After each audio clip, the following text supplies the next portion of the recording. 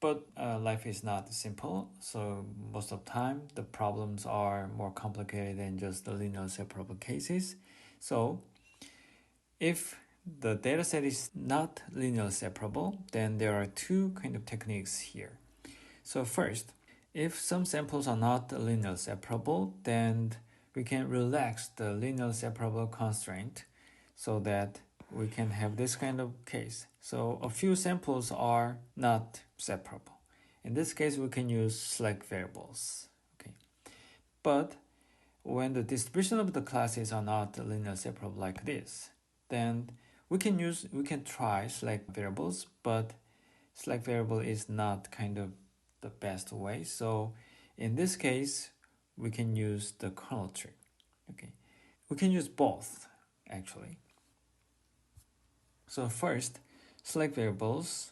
Select variables relax the constraint of linear separability.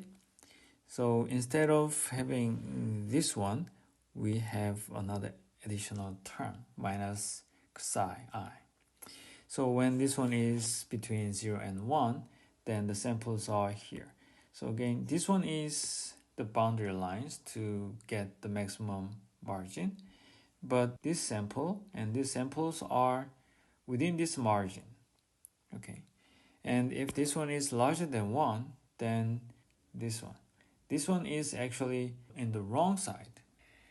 Okay, so we want to minimize this one too. We want to minimize this error term too while we minimize our SVM loss.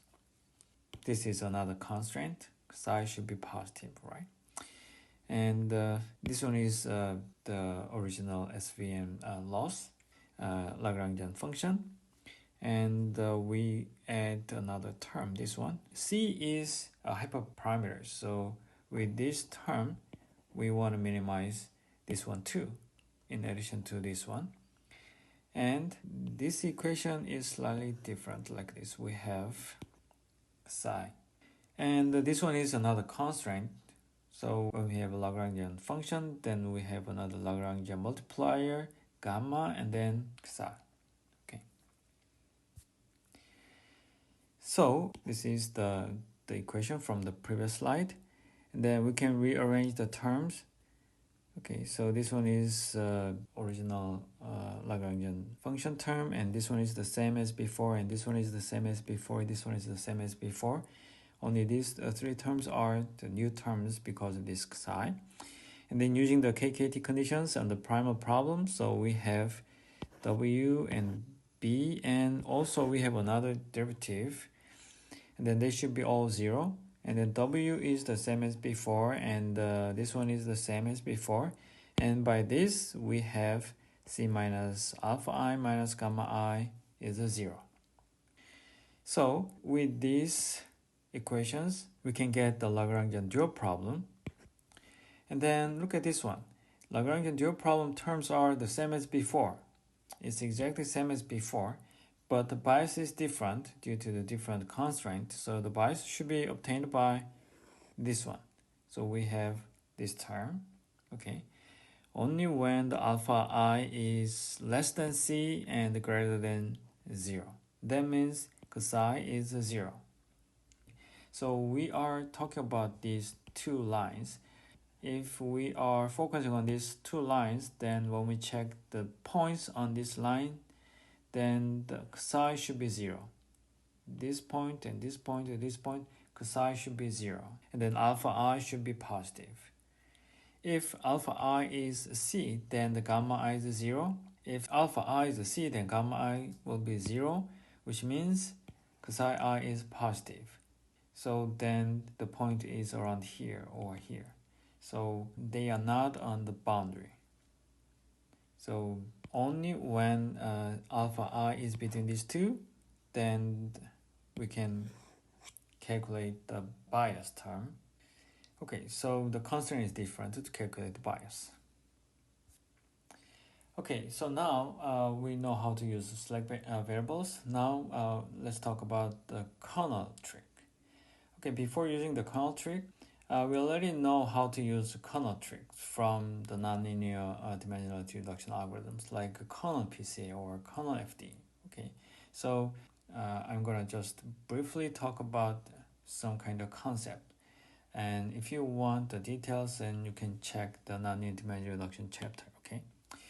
So to use the Kernel machine, we can imagine a nonlinear function. Okay, so let's say this input space is really complicated. Then if we have a nonlinear function phi, then we can transform all the data samples into simpler space. It could be high dimensional, it could be even infinite dimensional. But anyway, if there is a nonlinear function, and then we can have a simple space, feature space.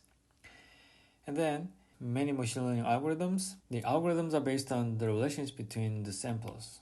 Okay, so we don't have sample xi as it is in the middle of algorithm. So always, most of the time, we have xi in the distance function or similarity function or inner product function. In any way, we have the relationship between the samples. Okay, and then that kind of relationship can be captured by the kernel. Binary function kernel k can take the role in the feature space like this. When we have an input space, and in this space we have, let's say we have x and y, then when we apply the nonlinear function, we have a phi of x and phi of y. Then when we calculate the inner product, then this is what we have. But instead of applying this one and this one separate in a sequence, we just calculate the kernel function. So we don't have to transform all the samples. That's the trick. That's the kernel trick. Okay. Then the question is, what kind of functions can be kernel functions? So we can check this Mercer's theorem. So if a kernel function is positive semi-definite, then the kernel is actually an inner product of some space. And we don't have to know what this nonlinear function is. But we know as long as kernel function is positive semi-definite, then there is some space, and then this kernel function will work as an inner product of that space. Okay, this is one simple example of a kernel trick. So when we have two samples in the two-dimensional space, if the kernel function is polynomial kernel, then actually when we drive, then this is nonlinear function. So by defining the kernel function like this, then we are implicitly defining this nonlinear function phi. But in this case, this function is really simple, so we can actually check what is the nonlinear function. But we don't have to check this nonlinear function explicitly. As long as this function is PSD, positive semi-definite, then we define some nonlinear function, then we just believe that we know by the theorem, we know there is nonlinear function, but we don't have to check what kind of function it is. And then what kind of kernel functions do we have? So these are the popular kernel functions, polynomial kernels and sigmoid kernels, and the radial kernels. Actually, this one is most popular kind of kernels, I think. And then, more importantly, we can make kernels from kernels. So K1 is kernel, K2 is kernel. Then by sum, we have another kernel. Or by product, we can have another kernel. Okay, so we can make another kernels from kernels. And the kernels are about the relations with other points, and usually they put more emphasis on the neighbors. Okay, now we talked about the kernel tricks. And then we can apply this kernel trick to SVM too. So simply we can apply the nonlinear function, imaginary nonlinear mapping. Okay, so we will not use this nonlinear mapping, but to derive equations, so we just apply this nonlinear mapping to xi and xj. Then, as you can see here, there is inner product between these two transformed vectors, phi of xi and phi of xj. Then we can use kernel function. And then the optimal hyperplane is this one, and then W star is this, and then B star is this. Okay. So since this one is a kernel xi and xj by the kernel trick, the optimal hyperplane is this one. Okay. So look at this one. When we apply phi x, then this one is kernel. So alpha I and yi and the kernel. Okay.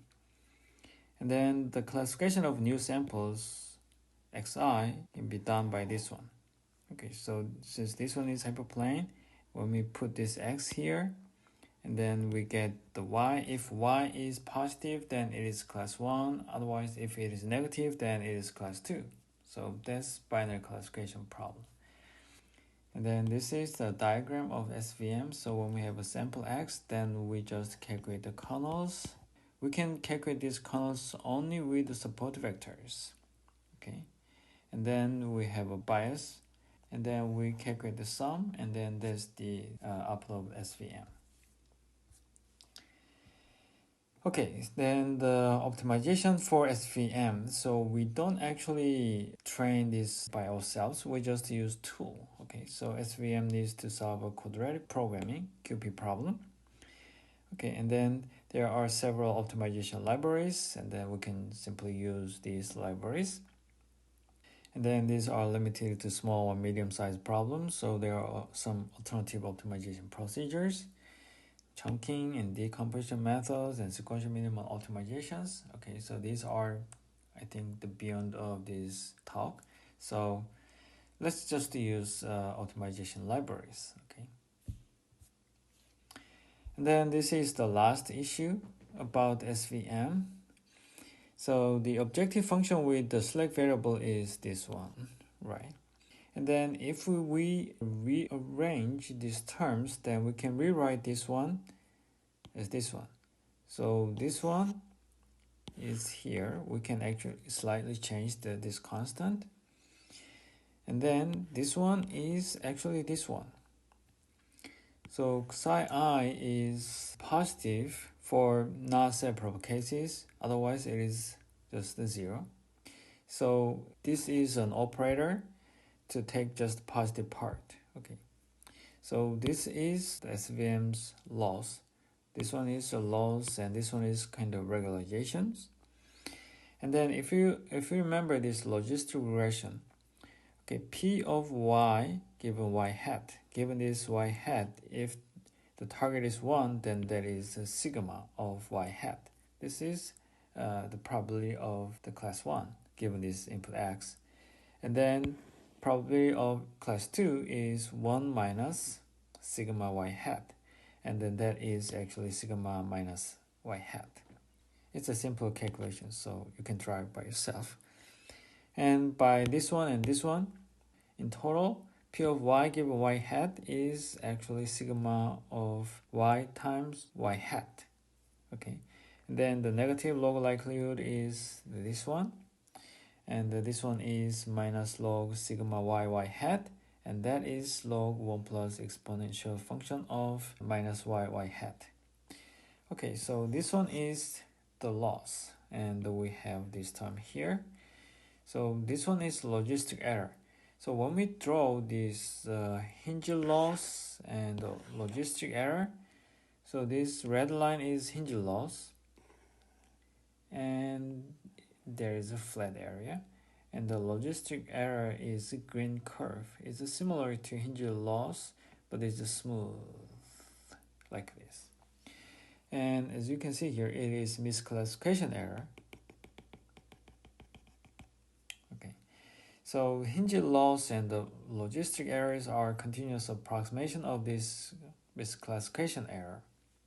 Okay, and one important thing is that the flat region of this hinge loss leads to sparse solution.